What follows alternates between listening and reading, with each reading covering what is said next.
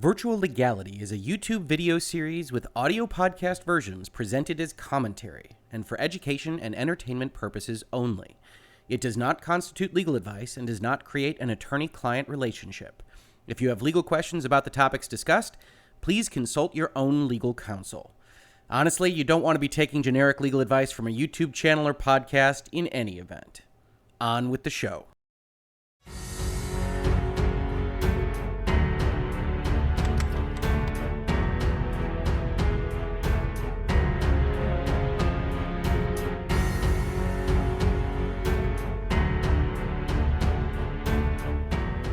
Hello and welcome to another Virtual Legality. I'm your host, Richard Hoeg, managing partner of the Hoeg Law Business Law Firm of Northville, Michigan. And today we're going to talk about an absolutely fascinating article that I read earlier today that came out a couple days ago. That is an interview with Amy Hennig, who is formerly of Naughty Dog, worked at Visceral and Electronic Arts for a short time, but really had some very interesting things to say about the way she sees the structure of the industry and the way she sees that structure moving forward, which I think is of particular importance in the last 3 to 6 months, where we have seen so many layoffs, so many changes, so many structural changes in these huge publishers. We just saw very recently Activision lay off 800 people. We've seen studios shut down, including Amy Hennig's Visceral, which was closed after it failed to get a Star Wars game to market, and Electronic Arts shut them down. And I think when you have the perspective of someone who has this many years in the video game industry, I think it's worthwhile to take a listen to, and I think she says a lot of interesting things. So I want to talk about that on today's episode. But first, if you're not familiar with Amy Hennig, I wanted to bring up her Wikipedia entry because she really has been involved in some of the most story-rich, narrative-driven video games that the industry has put out in at least the last 20 years. And in particular, 2 specific series that I wanted to focus on. And those are Legacy of Kain, the Legacy of Kain series, Soul Reaver, Legacy of Kain Defiance, and the Uncharted series, which of course came to prominence in the PlayStation 3 era and continued on in the PlayStation 4 era. She was the main writer. She was the director and writer of these various video games, and I am personally very appreciative of that because I have always seen video games and interactive entertainment medium in general as a place where you really can tell very effective, very interesting stories when a lot of people don't necessarily see that and don't see that possibility in video games or hadn't in the past. Certainly when we're looking at these dates here, you see Legacy of Kain, where she did the design management as her official title at Crystal Dynamics, is 1996. I don't think of that necessarily as a very long time ago, but it obviously is a pretty long time ago at this point. And Blood Omen Legacy of Kain was one of those games that you could point to and say, hey, look at this thing. It's really trying to tell an interesting story. It's trying to tell a narrative that maybe you don't get in different medium. And that's giving you the choice between good and evil. That's giving you the chance to save the world or end it. And that's doing it with great writing and with a lot more possibility than you had seen in just a few short years before. You know, you're looking at 1996. You're not so far separated really from Super Mario Brothers at that point in time. And so to have that kind of develop out of the nascent video game industry was a great thing to see, and certainly a great thing that I enjoyed.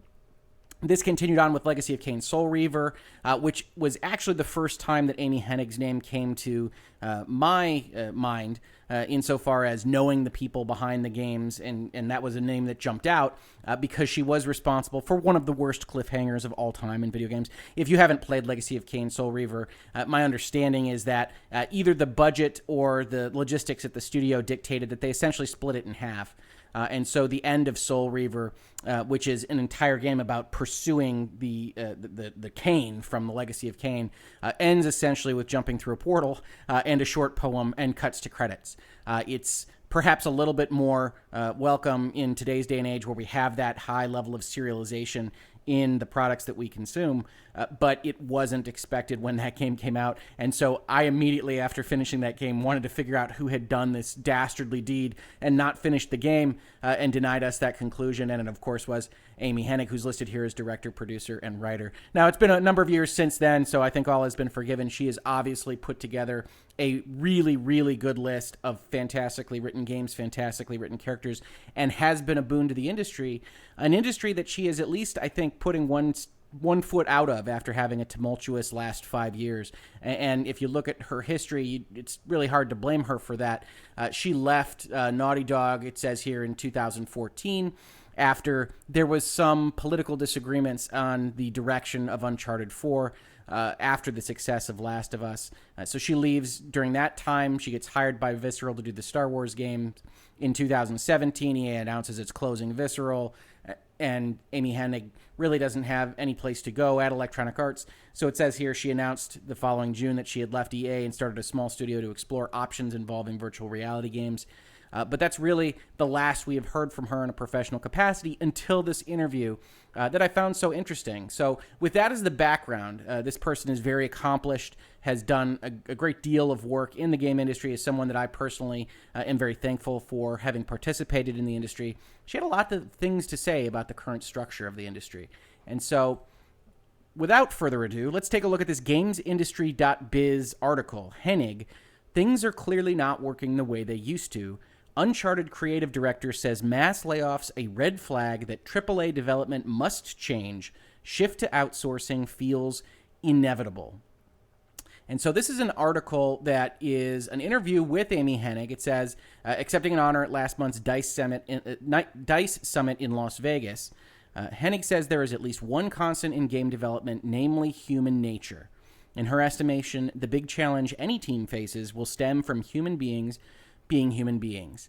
And I think that's absolutely the truth. When we talk about any kind of creative endeavor, when we talk about any kind of project management, a complicated negotiation, a contract negotiation that involves a number of associates and teams of law firms, whatever it is that you do, certainly the nature of the thing doesn't change the nature of people being human beings. And I think that's an important thing to remember when you're structuring organizations. That's certainly something that I talk about with my clients at length, which is, hey, you're going to put together this management for this limited liability company. You're going to be putting together the officer list for this corporation. You're figuring out who to sell shares to. Whatever it is that you're doing to organize, you have to remember that everybody is going to have their own opinion as to how things move forward. Everybody's going to have their own flaws, their own strengths, and you have to try to manage your organizational structure around that. And I think what we'll see in this article is that Amy Hennig suggests that the video game industry has not quite gotten its organizational structure ducks in a row, which is really no surprise insofar as how immature the industry is. And we say that even though it's decades old now, it's not a century old. And so I think it is useful to kind of always look to the movie studios, the television studios, the other kind of cultural reference points that have solved some of these issues. Obviously, making a video game, programming software, having those kinds of things need to get created to have your product reach the finish line is different than producing a TV show, producing a movie, but they are of a similar quality. And I think one of the things that the video game industry can do is take a look at that model and say, okay, how can we adapt some of what's over there over here, and what doesn't make sense over there that we don't need over here? And so she continues, what doesn't change is the challenge of trying to do a creative endeavor with a group of human beings, and that only gets more complicated as the teams have gotten bigger and bigger. So we all have the same flaws we have as human beings, and then it's amplified by having a 300-person team versus a 10-person team. She's really commenting here, and will continue to comment here as the article and interview goes on the fact that when she started, teams were much smaller. And there is an absolutely known issue, known threshold in terms of growing a company about how things get much more complicated in terms of communications, how many more managers you need, how many more production people you need in order to keep communications streamlined when you move forward with additional people. That it's very different for a startup to have 4 founders than to have 15. And it's very different when you get up to 25 employees versus 10. And that gets exponentially more so when you move up from 25 to 50 to 100 to 300. You might have those processes in place to streamline some of the production mechanisms as between, say, teams of 5 and teams of 10. But it gets harder and harder and harder the more people you have involved in an endeavor, because you need to keep people rowing in the same direction. And so I look at this from the outside, having not made a video game at this size myself and not been involved in these kinds of productions, and say, yeah, that makes a lot of sense to me, that when you go from these 10-person, these 15-person teams that were intimate, that did have certain qualities of the people that needed to be involved, those qualities necessarily have to change in a different environment, like a 300-person team. And so the industry is still kind of dealing with that when you talk about developing all these assets, making these huge Assassin's Creed games, making these huge Red Dead Redemption 2 games, whatever it might be, that it involves so many people putting so much effort in, it becomes harder and harder to steer the ship. And I think that's what you're seeing here to some extent, as well as, in general, a lot of mismanagement for dealing with production pipelines and moving on to the next asset and so forth and so on. Amy Hennig goes on to say, I personally needed a break from it, talking about her leaving. But in that break, it's been an opportunity to say, I'm not even sure it makes sense to do it that way in those huge teams. I think we keep doing it that way because we have these established companies and teams, and that's a resource, an asset you don't want to just throw away. But on the other hand, we're seeing news stories left and right where developers are folding and publishers are laying off hundreds of people. It feels like something feels inevitable because the cost of development and keeping all these people on staff, especially in expensive areas, just doesn't feel sustainable. And she goes on to say, I feel like there are all these red flags, canary in the mine moments where things are clearly not working the way they used to or not working. And I think, stepping back for a moment from her interview, which I think is already making good points, I think the concept that if you've got an industry that has all these layoffs, that has these companies kind of rise and fall and all what we might call churn of these jobs, you are running the risk of having your primary asset, the people that are involved in making these games, that have gone to school to learn how to program, to learn how to make art, to learn how to make music, whatever it is they're doing. If they have to go through one or two or three kinds of layoffs or churns or purchases, mergers, acquisitions, combinations, consolidations over the course of time, that takes a toll, especially if it involves moving, especially if it involves being fired and not knowing where you're going to go. And to the extent that people want to avoid that toll, that churn, if they have to work more than they would otherwise be comfortable with, that is in some fashion unfair, then you start to get what we're seeing in the video game industry, which is a lot of people deciding that games are a problematic course to take, that they should be, if they're software programmers, looking at serious work, looking at work outside of the games and entertainment industry. And that's a problem in and of itself. And it's a problem that has a long tail. It's not one that would necessarily pop up immediately. It would be one that takes the course of a decade or so to really show. And I think video games are always going to be a little bit of a rock star type industry insofar as they're always going to be attractive. The things you like to do as entertainment are always going to be attractive to a lot of folks to try to pursue as a career, because you find so much joy in that. It's a passion, it's a hobby, it's something that you love, and you think to yourself, wouldn't it be cool if I could do that thing that I love all day, every day, and do that work? I can tell you a brief story that my brother has given me whenever we're chatting on the phone. He's in video game development. He works for an Activision subsidiary called High Moon Studios, I believe. And one of the things that we joke about is I'll often ask him to get online or game with me in some fashion. And one of the things he often says is, oh, I don't feel like it. I've done that all day, essentially. And it's really an interesting thing. And it's one that makes a lot of sense to me insofar as when you've been knee deep in code all day, figuring out game design elements, thinking about how various people are going to see around corners or what have you, you're not that enticed to do it again in your off hours, which isn't to say he's not a big gamer. He still plays a lot of stuff. He's still a great guy. We still play very often. But sometimes he just says, hey, I don't want to bring my work home with me. And we say, okay.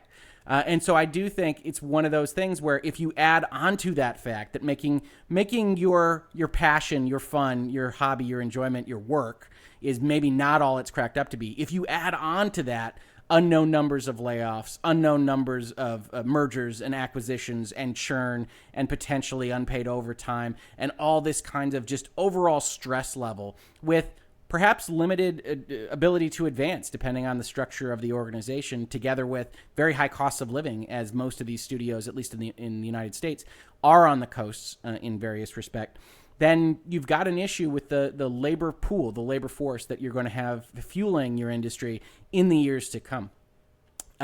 Now, going on with this interview, Amy Hennig has something to say about that. She sees it going in a different direction from really the increasing size of these game companies and having all these people on staff as employees. This article says, as for what might work, Hennig looks to the TV and film industries as a model that makes some sense, as it relies less on in-house production and more on heavy use of external contractors. Obviously, that would require a big sea change in the industry, probably towards unionization too, but you would have a lot more external partners or freelance developers as part of a team. Do more things as distributed development rather than have everything in-house, Hennig says. It would allow for a lot more flexibility rather than feeling that constant pressure, that churn of salaries. As I think it would allow us a little more downtime too. A lot of what we talk about with crunch pressure is not just the ambition of the titles. It's also just the fact that these people are employees. So he said, thank God when DLC became a thing, because there might be this huge dip of downtime where you might need only 10 people, but you have 300. So what are you going to do? They're employees. Now we can shuffle those people onto DLC content, but even then that creates this crunch churn on the staff. In other words, people are always working to finish some product by some deadline, and that creates its own stresses and anxieties within the video game sphere. So DLC keeps these people employed, which is a good thing, but it also didn't do much to decrease their stress level, where we might have seen in the past shipping a game and then taking a period of time to refresh your brains, refresh your soul. You're not necessarily seeing that to the same extent as far as Ms. Hennig says here. And I think that's an interesting part of this whole thing. Certainly with respect to specialization, that is something I can absolutely relate to. I get no end of calls asking me to litigate a speeding ticket or help get somebody out of jail after a DWI or what have you. And one of the things I always have to tell people is that I'm not a litigator, which people find interesting. It says, you're a lawyer. What do you mean you're not a litigator? And that's just not what I do. I help businesses form. I help them get funded. I help them conduct transactions, work with their employees, their consultants, figuring out what that indemnification provision says and how we need to change it, et cetera, et cetera. But I don't take that to court if there's a breach or a dispute. I don't take criminals to court. I don't defend criminals. And so if you're outside of the law and order spectrum, a lot of people don't know what to do with you. And that's just the two big buckets of law. Even within the transactional side, while I touch real estate, I don't do a ton of it. And while I do a lot of venture capital, a lot of people don't do that. And so you have these specializations even within the field of law. And I think within all fields that we see in kind of the 21st century, you have these specializations. One of the things that comes with specialization is the ability of these organizations to do a lot more work because they can do it with people that are dedicated to specific tasks. They can do it at a higher level of expertise. But for these specialists, it creates a kind of existential crisis on occasion, especially if there's a downturn in the need for their specialty. And so you see somebody that has this very specific talent, this very specific skill set. And if, let's say, a company is making a software product and they make it that needs this skill set, and then they announce the next one that's going to take them 5 years, and all of a sudden it doesn't need that skill set, well, then that specialist has a problem.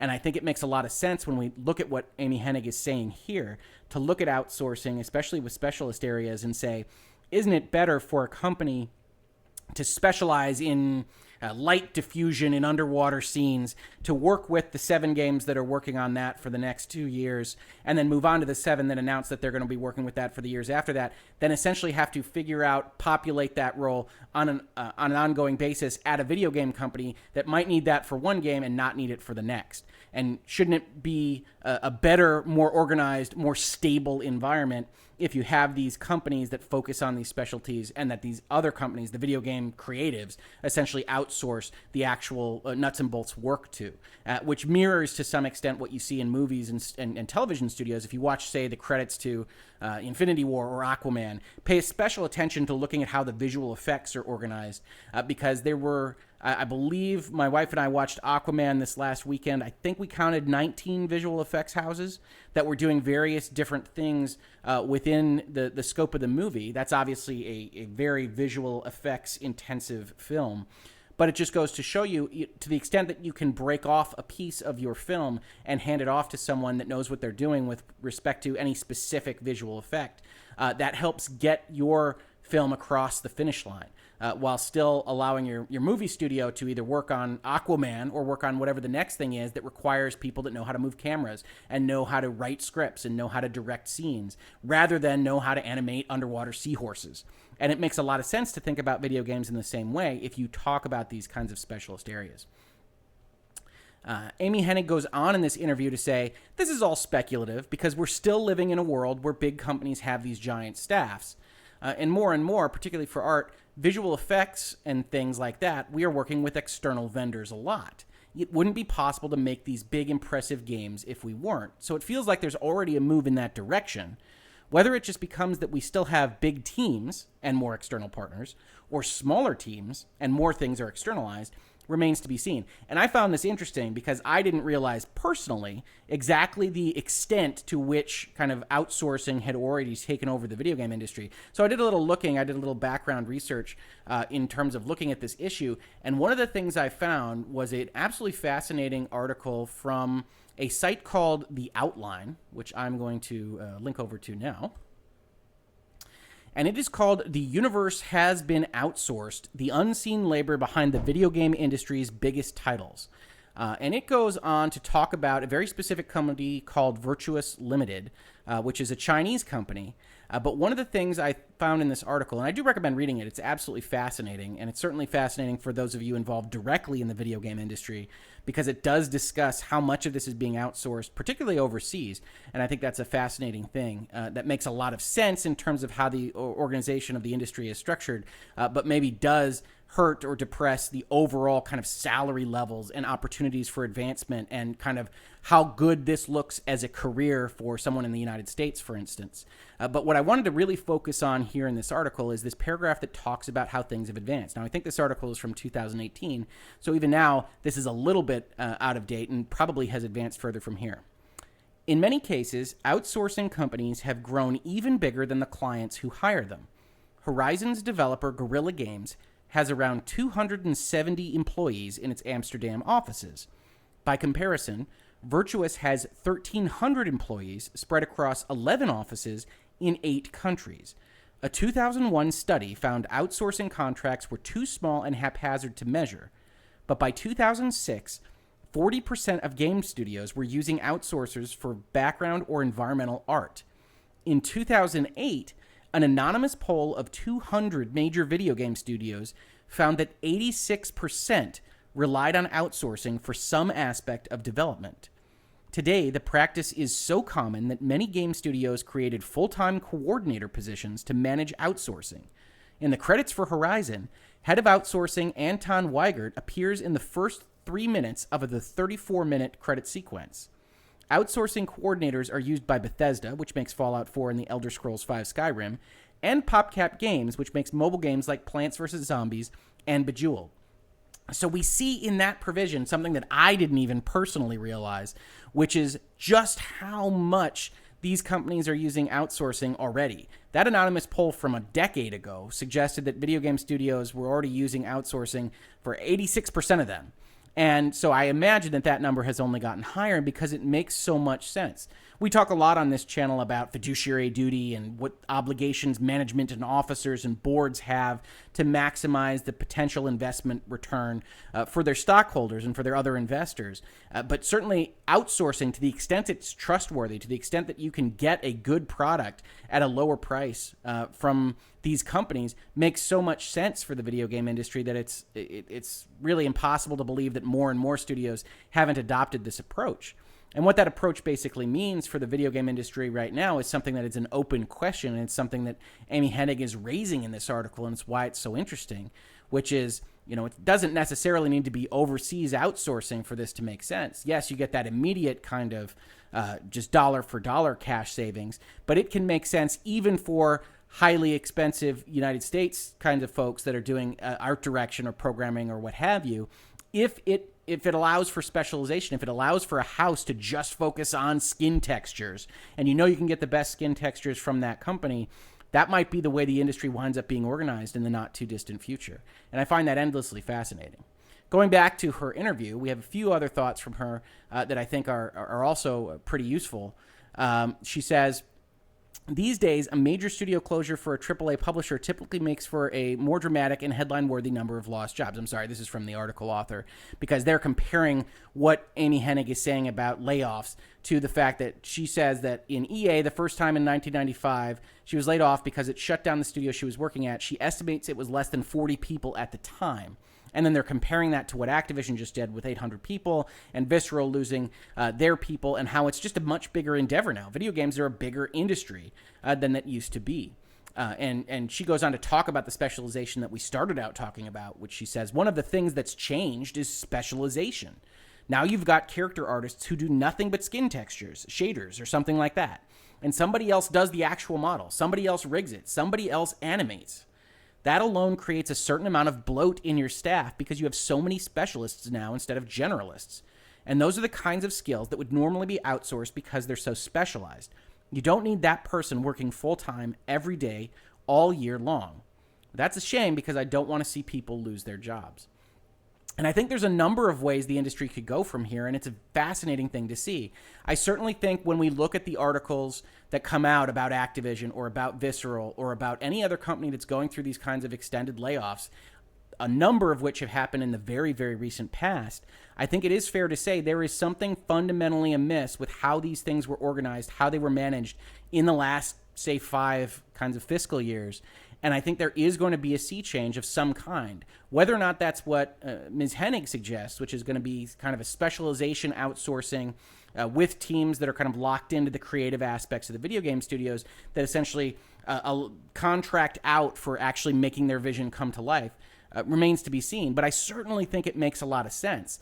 And I am loath to discount the opinion of someone who has been involved in making video games for so long. So I think it certainly is something that we should think about as potential, that the video game industry might well look like essentially a writing and directing house of a small group that can be managed easier and more inexpensively, that is outsourcing essentially all of the specialist tasks, or at least a significant amount of the specialist tasks, to folks that do that kind of thing every day and are working on 20 or 30 games at one time.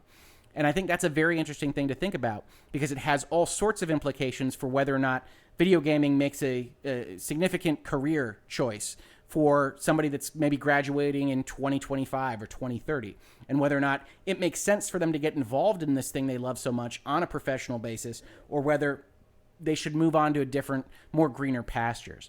And I think that's very interesting.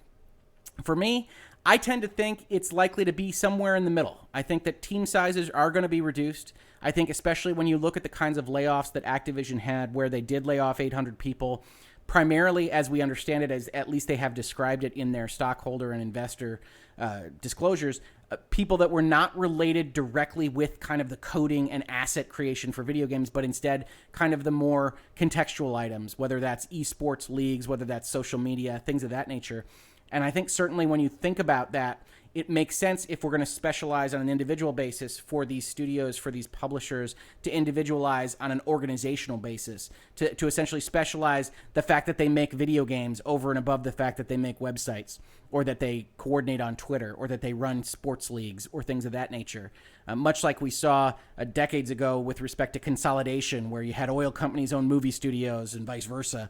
We see less of that today, although it's not gone completely, because there is this kind of profitability, there is this return on investment that can be realized with knowing exactly how to do something and doing it well. And what you saw in those Activision statements that they made to investors was, hey, we don't like these layoffs. It's 8% of our workforce, but we think that we need to essentially change our organizational structure to be more directly focused on bringing video games to market and not all the ancillary stuff.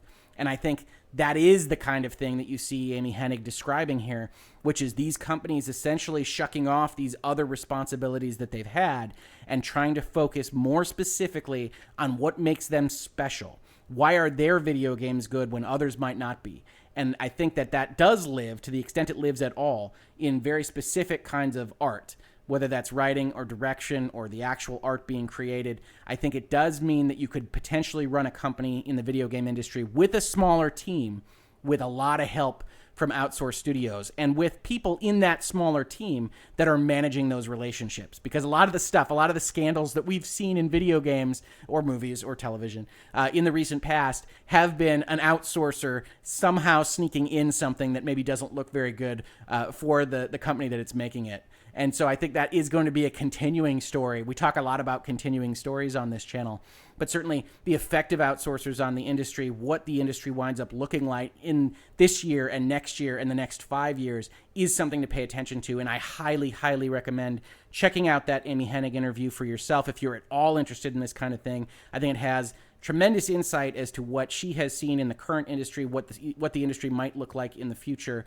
And while I think it's likely to be middle-sized teams with outsourcing rather than the large teams we see today or the small teams that maybe Ms. Hennig would prefer, I do think there is going to be change here because, frankly, I look at the industry right now and I don't think it can survive doing what it's doing right now with this churn and this rapid burnout with so many bright stars, so many good people that just want to make good video games.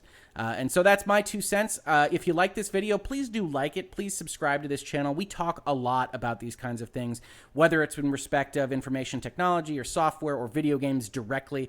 Virtual Legality is all about talking about the things that kind of catch my eye from a business and law perspective. And certainly I talk a lot about the video game industry, where thankfully I have been able to tangentially relate to my passion for video games with a number of clients and with a lot of the work that I do, helping form them and helping them get funded.